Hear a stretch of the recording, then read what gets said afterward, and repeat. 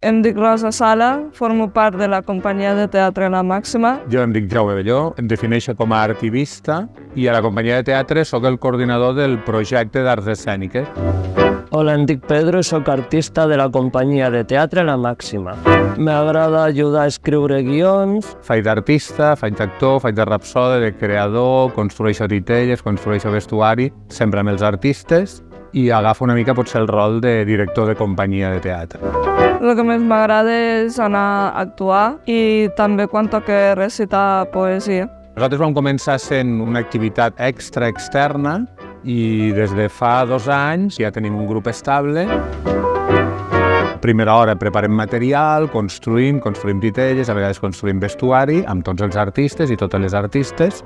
Construyo titelles i m'agrada crear coses per als nostres espectacles. Esmorzem i després comencem assaig, rutines d'assaig. Rutines d'assaig de titelles, rutines d'assaig de teatre. Pues a mi que la relació és molt bona. A veure, hi ha dies de tot, però si fem això, ho fem per ajudar-nos. Està bé pues, per poder assajar, per poder fer titelles. Em dic Sílvia Soler i sóc artista de la companyia de teatre de La Màxima. Des de la creació de la dramatúrgia de lo que serà l'espectacle a improvisar les escenes, posar el text, decidir quins són els personatges, qui els vol fer i com anem construint tot l'espectacle fins que es presenta davant del públic. Anem a col·legis, a llocs que fan formacions, al Teatre L'Escorxador, també hem anat a actuar unes quantes vegades. Primer, l'atenció centrada en la persona, però després també un gran component que és l'autodeterminació. Què volen ser i de quina manera ho volen desenvolupar i fins a quin punt ho volen treballar. Pensem que això és molt important i que això dona a cada artista el seu espai, la potenciació de les seves habilitats i després descobrir que un cop tot això es posa davant del públic, davant de la gent, serveix per visibilitzar, serveix també per formar part dels projectes culturals de la comunitat. Ens reunim en assemblea amb tots els membres de la companyia i parlem dels temes en general que ens preocupen a nosaltres i a dintre de la nostra societat. És a dir, aquí hi ha problemes que a la gent es preocupa i no reflexionem en algun moment. Per tant, nosaltres volem visualitzar amb aquestes obres, intentar saber què passa en aquest món, perquè hi ha temes que ens preocupen a nosaltres i nosaltres ho volem visualitzar a través de les obres i dels poemes. De forma individual, m'ha agradat bastant el de parlar més a poc, perquè notaven que parlàvem molt de pressa, tant que a vegades necessitava intentar treure tot el que volia dir. Treballem molt, parlar de com ens sentim, acompanyem molt les emocions de cadascú, les meves també, amb la qual tot això acaba facilitant la feina moltíssim.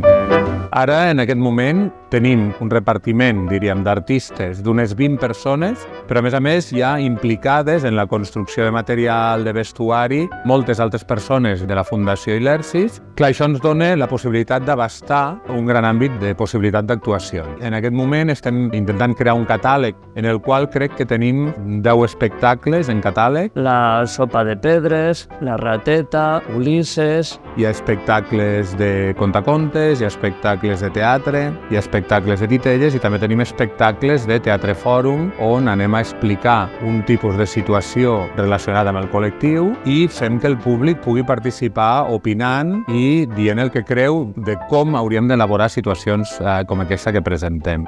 M'agrada molt també estar amb nens. Fem, per exemple, el Conte Enrere, que és per nens més grans de 5è, 6è de primària, i sí que m'agrada molt com interactuen amb nosaltres. El nostre principal objectiu és que volem conscienciar a la nostra societat de que els espectacles que nosaltres creem és perquè la gent se doni compte de les coses importants que nosaltres ens preocupen. Estem tots nosaltres en contra de les guerres, no volem que n'hi hagi guerres, per això vam crear l'espectacle del Conte Enrere, perquè pensem que és una cosa important per totes les persones.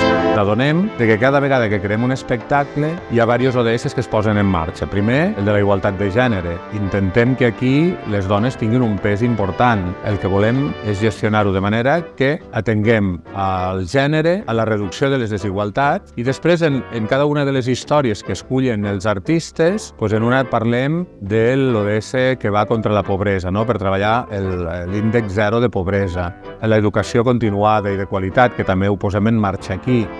Tot això fa que obrin 3 vies, no? La via pròpiament actoral o interpretativa, la via dels ODS, que tot això té un suport teòric important, i després la via de formació.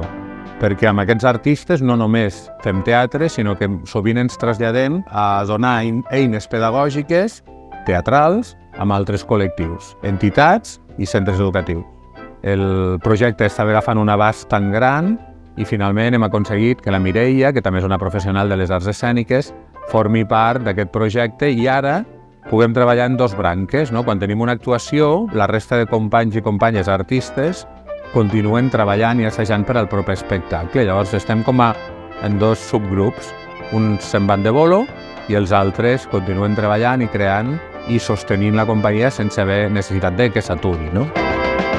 Tot el que està passant amb la Màxima és molt innovador per l'entitat, per a mi com a artista també.